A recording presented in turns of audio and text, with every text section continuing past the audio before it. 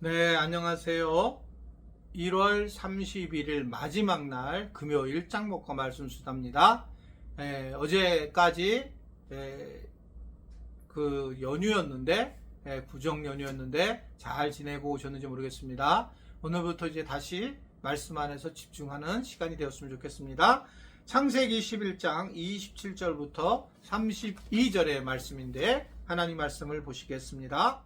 데라의 족보는 이러하니라. 데라는 아브람과 나홀과 하란을 낳고 하란은 롯을 낳았으며 하란은 그 아비 데라보다 먼저 고향 갈대아인의 우르에서 죽었더라. 아브람과 나홀이 장가 들었으니 아브람의 아내의 이름은 사레며 나홀의 아내의 이름은 밀가니 하란의 딸이요 하란은 밀가의 아버지이며 또 이스가의 아버지더라. 사레는 임신하지 못함으로 자식이 없었더라. 데라가 그 아들 아브람과 하란의 아들인 그의 손자 롯과 그의 며느리 아브람의 아내 사레를 데리고 갈대아인의 우르를 떠나 가나안 땅으로 가고자 하더니 하란에 이르러 거기 거류하였으며 데라는 나이가 205세가 되어 하란에서 죽었더라. 오늘부터 이제 결국은 예수님의 혈통의 조상이 되는 아브라함이 이제 등장하게 됩니다. 27절에 데라라고 하는 족보가 이러하는데 데라는 아브라함을 낳았다. 그리고 하란은 롯을 낳았다. 그래서 이제 아브라함과 롯의 이야기가 나올 거라는 거죠. 이 아브라함과 나홀, 하란 이 세 명의 아들을 가지고 있었던 이 데라는 우상 숭배주의자였었습니다. 우상을 파는 또 사람이었다고 그렇게 얘기를 해요. 그래서 그랬는데 하란이 사실은 아버지 데라보다 빨리 이제 죽었다. 그게 이제 28절의 내용의 말씀인데 또 나흘은 장가를 들어 결국 아브라함의 아내의 이름이 사레였고 나흘의 아내는 밀가니, 즉 아브라함은 장가를 들어서 사레와 또 나흘의 아내는 밀가니 이렇게 이제 이야기를 하고 있는 겁니다. 결혼을 했는데 문제는 사레는 임신하지 못해서 자식이 없었다, 불행했다라고 하는 것을 이야기를 하는 겁니다. 결국은 우리가 오늘 몇 가지를 알 수 있는데 하나님이 아브라함을 택하는데 아버지 데라가 우상을 파는 장사였다니, 그러면 우리는 아유 저 어떻게 그런 사람을 사용하는가 이런 생각을 하는데 하나님은 사실은 그런 두잉에 대한 부분에 대해서 그렇게 색안경을 펴고 기지 않고 그 이제 어떻든 분리를 돼서 그 다음 자녀들이 어떻게 살았느냐, 그가 어떻게 믿음의 삶을 살았느냐를 더 중시하는 걸 볼 수 있습니다. 우리는 약간 그 아버지가 이북에 남았다, 그러면 이걸 가지고 자녀들이 연판죄라고 그러나요? 계속 어려운 일을 당하고 힘든 일을 겪게 되죠. 저도 아버지가 3살 때 이제 돌아가시니까 실질적으로 굉장히 막대함을 느낀 적이 있어요.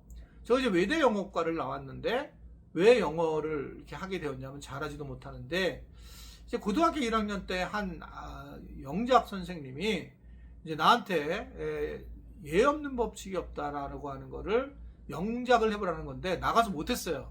이게 이제 there is no ing 용법을 가지고 이야기하는 건데 제가 그때는 뭐 공부를 잘 안 했기 때문에 결국 이제 그걸 못하고 나오니까 이분이 말할 수 없는 얘기를 한 거예요. 저한테 쓱 지나가는데 애비 없는 자식이라는 이야기를 듣고 제가 이제 흥분이 됐고, 그리고부터 이제 내가 너보다 영어를 더 하겠다, 잘하겠다 생각해서 한 6개월 동안 에센스 영어를 다 단어를 이제 암송을 했습니다. 사전 하나를 하루에 2시간씩 자면서 정말 막 무섭게 암송해서 당시에 이제 살아있었던 우리 막내 누나는 내 친구들한테 전화를 해서 얘가 죽을 것 같다, 얘가 잠도 못 자고 막 이러면서 난리를 쳤고, 저도 이제 실질적으로 이제 영어를 공부를 하면서 이제 성격이 확 올라가고, 그래서 이제 영어과를 오는 계기가 됐는데 그 선생님은 나중에 돌아가셔가지고 제가 미안한 마음도 있죠.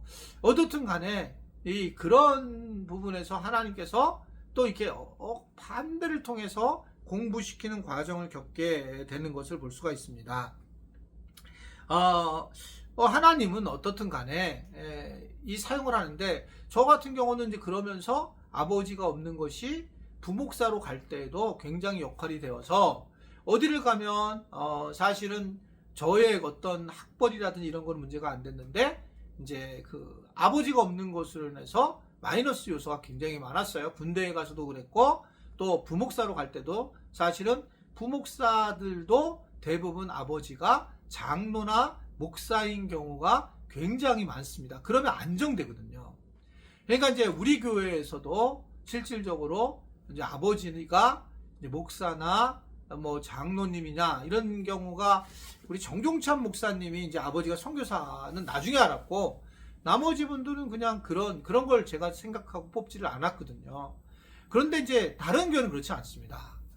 교회를 잘 아는 그런 사람들을 뽑아서 결국은 교회를 안정시키려고 하는 그런 모습들이 있어요. 어떻든 제가 그런 과정 중에 있었는데, 하나님은 그런 것들을, 아버지의 어떤 직업에 대한 것들을 생각하지 않고 아브라함 자체를 택해서 하나님의 백성으로 세우고 계시더라 라고 하는 것을 이야기를 하고 계시고, 결국은 이제 비록 택함을 받았지만 아기를 낳지 못하는 환경적인 요소에 대해서도 분명하게 말씀을 하고 있는 겁니다.